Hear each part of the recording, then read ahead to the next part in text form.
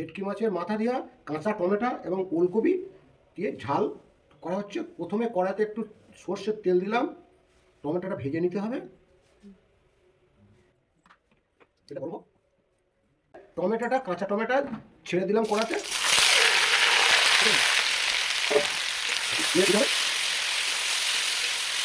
আদা ভাজা হয়ে এসছে। এবার লবণটা ছড়িয়ে দিলাম পরিমাণ মতো।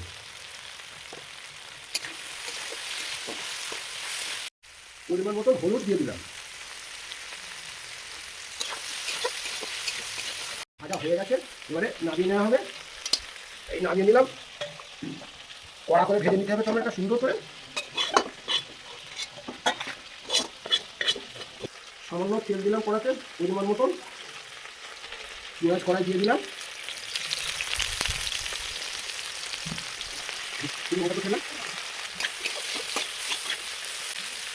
আদা রসুন বাটা দিলাম,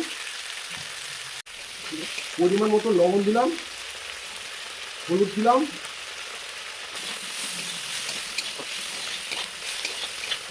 লঙ্কা গুঁড়ো দিলাম।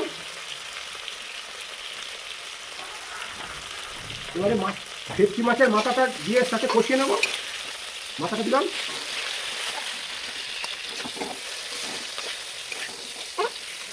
জল দিলাম, সিদ্ধ হতে হবে।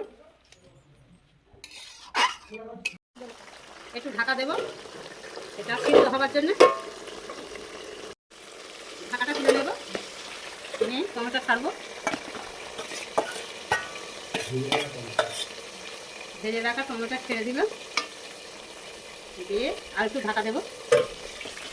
ঢাকা দিলাম, একটু পরে তুলে লাগিয়ে নেব। ঢাকা তুলে নেব, নিয়ে সিদ্ধ হয়ে গেছে। এবার লাগিয়ে নেব, এবার লাগিয়ে নেব, হয়ে গেছে।